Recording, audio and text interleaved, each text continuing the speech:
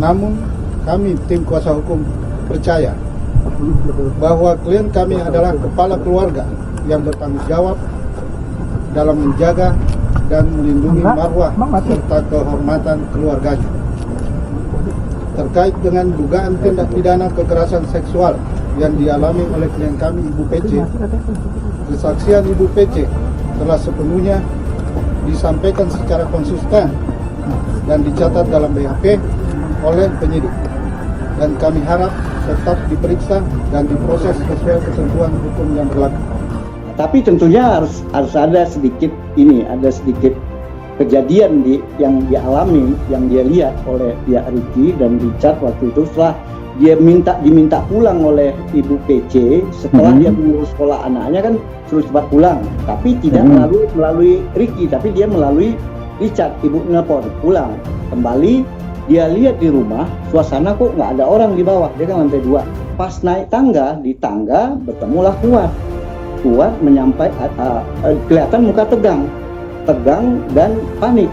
Sambo itu bodoh, jadi tidak makanya nggak cocok seorang Kadif Propam dijabat oleh orang bodoh, apalagi psikopat. Siap dengar apa langsung panik. Siapa langsung panik. Pertanyaannya Bang, tahu apa nggak sebetulnya dugaan dari Eliezer ini dengan analisa Eliezer? Eliezer kan ngomong, saya curiga Bang, itu ada main si Kuat sama si Putri. Oh pantes begitu. Jadi korbannya isi Yosua dikorbanin. Tapi sudah itu setelah kejadian itu Sambo tahu apa enggak?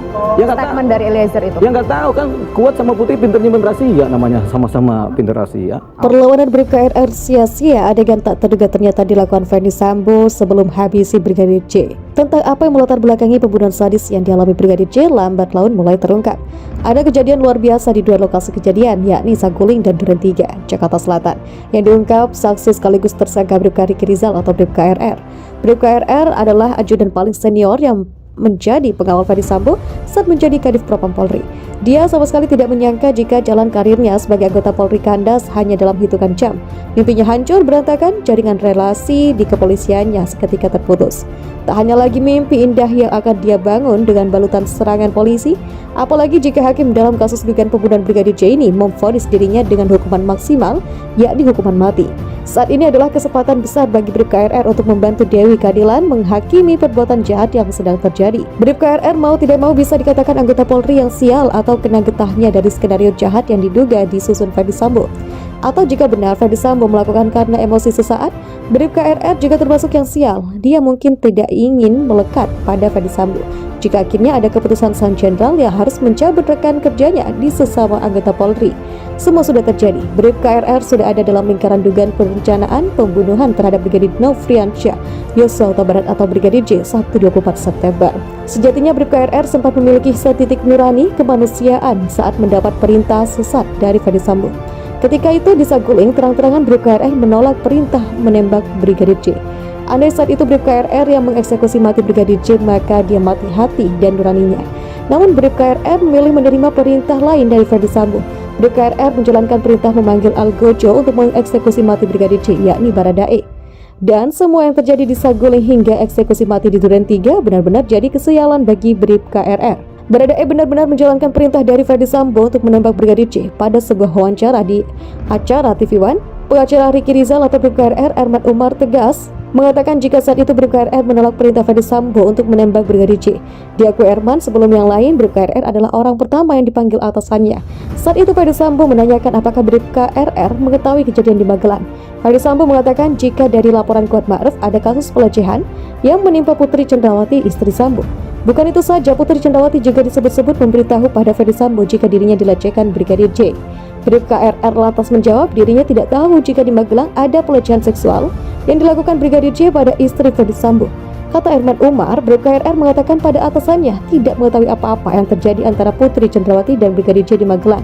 Dipanggil Bribka RR, dia tanya, kata Erman, ada kejadian apa di Magelang? Kamu Bribka RR tahu nggak? Kata Erman, menirukan pertanyaan Ferdi Sambo berdasar kesaksian Bribka RR. Gak tahu, kata Erman, menirukan jawaban Bribka RR saat ditanya Ferdi Sambo soal adanya pelecehan di Magelang. Ini ibu dilecehkan, kata Erman mengatakan informasi Ferdi Sambo soal pelecehan pada Bribka RR. Ketika itu Ferdi Sambo dikatakan Bribka RR sambil marah dan menangis menanyakan soal pelecehan. Dan itu sambil nangis dan emosi, kata Erman saat ditemui di Barreskrim Polri Jakarta Jumat 9 September. Kemudian Bribka RR menjelaskan jika saat dirinya mendapat informasi Putri Chandrawati sakit langsung ke kamar lantaran diperintah. Saat hendak masuk kamar, Bribka RR hanya melihat istri Ferdy Sambo dari kejauhan antara jarak pintu ke tempat tidur. Saat itu yang dilihat Bribka RR, Putri Chandrawati ada di dalam ruangan yang sama dengan mereka. Bribka RR ketika itu melihat tidak ada tanda-tanda seperti telah terjadi pelecehan atau pemerkosaan sebagaimana yang diungkap Komnas Perempuan. Setelah Ferdy Sambo mendengar penjelasan Bribka RR, lalu dia mengatakan jika istrinya dilecehkan Brigadir J. Ketika itu Ferdy Sambo langsung menanyakan kesiapan Bribka RR untuk menembak Brigadir J. Saat itu Bribka RR secara tegas menolak. Bribka RR mengaku tidak kuat mental, bahkan Bribka RR merasa tidak memiliki nyali untuk menembak. Kamu berani nembak? Kata Erman menirukan pertanyaan Ferdy Sambo berdasar kesaksian Bribka RR. Nembak Yosua, ucap Erman menirukan pertanyaan Bribka RR pada Ferdy Sambo. Dia bilang saya nggak berani pak, saya nggak kuat mental, nggak berani pak, kata Erman menirukan penjelasan Bribka RR saat menolak perintah Ferdy Sambo. Setelah Bribka RR menolak perintah, Ferdy Sambo lantas memberi perintah kedua. Ferdy Sambo memerintahkan Bribka RR memanggil Richard Eliezer atau Baradae. Ya sudah kalau begitu kamu panggil Richard, kata Erman menirukan perintah kedua Ferdy Sambo pada Bribka RR.